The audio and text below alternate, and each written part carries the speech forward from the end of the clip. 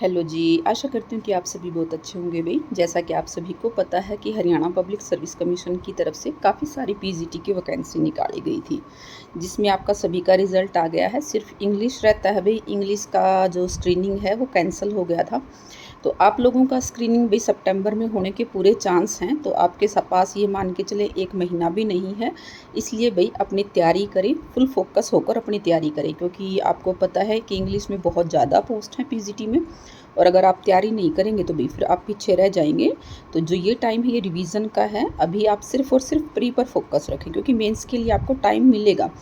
क्योंकि आपका जो है कैंडिडेट भी ज़्यादा हैं, तो प्री के लिए पहले प्री पर ही फ़ोकस करें। काफ़ी कैंडिडेट पूछ रहे थे कि मैम मेंस को साथ लेके चलें, तो पहले मैं यही कहूँगी भई पहले प्री पे फ़ोकस रखो।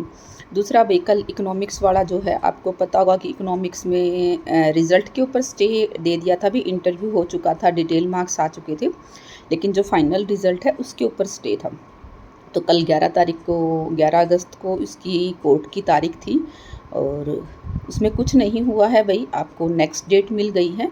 नेक्स्ट डेट जो है वो आपकी 27 अगस्त है। तो इसके लिए मैं आप लोगों को कहना चाहूँगी भई, थोड़ा-सा आप भी प्रयास करें। जो सिलेक्टेड कैंडिडेट हैं, जब आपको पता है 100% आपका सिलेक्शन हो रहा है, मान लीजिए जो बॉर्डर लाइन पर हैं भई, वो तो हो सकता है ना प्रयास करें, लेकिन जिनका श्योर है, जो दूसरी, तीसरी, चौथी, 5वीं, 10, 20 ऐसी रैंक पर बैठे हैं, अगर वो भी प्रयास नहीं कर रहे हैं, तो मेरे को लगता है बिल्कुल मूर्खता है।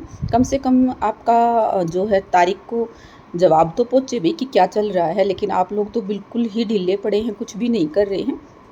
तो थोड़ा-सा प्रयास करें भई। तीसरा भई मेवात वालों को बोलना चाहूँगी, मैथ और जो पॉलिटिकल साइंस है, और बाकी भी काफ़ी सारे सब्जेक्ट हैं, जैसे ज्योग्राफ़ी है, सारी की सारी पोस्टें वहाँ पर वैकेंट हैं भई। ज्योग्राफ़ी की भी हो गई, आपकी पॉलिटिकल की हो गई, मैथ की हो गई। तो अगर आप लोग प्रयास करेंगे, एक अच्छा वकील आप खड़ा करेंगे, तो आप इसमें केस जीत सकते हैं, क्योंकि सारे के सारे पॉइंट्स आपके फ़ेवर में हैं। मेवात के लिए ऐसा कुछ नहीं था कि अलग से ऐसा था कि भई अलग से कोई एग्ज़ाम हुआ है, अलग से कुछ हुआ है, ऐसा नहीं है ना। आपकी तो एडवर्टाइज़मेंट भी सेम है, उसी में आपको येस नो करना था। तो उसके लिए थोड़ा प्रयास करें भई, वहाँ आपका स्ट्रॉन्ग है केस और आप जीत सकते हैं। तो नई वैकेंसी का इंतज़ार करने से अच्छा है, जहाँ आप सिलेक्टेड हैं वहाँ थोड़ी मेहनत करें भई। लेकिन पता नहीं भई, बच्चे ये सोचते हैं, कैंडिडेट ऐसे सोचते हैं कि मेरे को क्या ज़रूरत है, दूसरे मेहनत कर लेंगे, तो ऐसा करना छोड़ दें भई। अगर सिलेक्शन लेना है तो मेहनत करनी शुरू करें। इन चीज़ों पर भी मेहनत, आपकी पढ़ाई के साथ-साथ आपको इन चीज़ों पे मेहनत करनी ज़रूरी होती है, अदरवाइज़ कुछ हाथ नहीं आता है। जनरल की जो पोस्टें थी ईडब्ल्यूएस वाली, वो जनरल में कन्वर्ट नहीं होती अगर वो बच्चे मेहनत नहीं करते तो। लेकिन आप ऐसे हाथ पे हाथ रखे बैठे हैं, तो ऐसे कुछ नहीं होने वाला है। बहुत सारी पोस्टें हैं मेवात में जो वैकेंट पड़ी हैं, तो हो सकता है भाई अगर आप मेहनत करेंगे तो आपका सिलेक्शन वहाँ पर हो जाए। दूसरा भाई पीजीटी की बहुत सारी वैकेंसी आएंगी, पीजीटी और टीजीटी दोनों ही वैकेंसी आएंगी, और अब की बार बताई जा रहा है भी एसएसटी की भी पोस्ट आएंगी।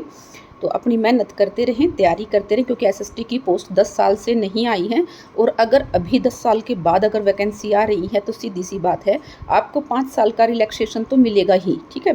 तो अपनी तैयारी करें, अगर जो ओवर एज हो रहे हैं वो भी तैयारी करें, क्योंकि आपको एज रिलैक्सेशन मिलेगा एसएसटी की पोस्ट में, क्योंकि एसएसटी की पोस्ट अभी तक एक बार भी नहीं आई है। दूसरा भाई असिस्टेंट प्रोफेसर के एग्ज़ाम हो रहे हैं, लेवल आपने देख लिया होगा, हिंदी का प्री का आपने पेपर देखा हो, तो 20 क्वेश्चन ऐसे थे जो कोई भी कर सकता था, और 80 क्वेश्चन ऐसे थे भई जो बहुत ज़्यादा टफ लेवल के थे। तो जो आगे जो एग्ज़ाम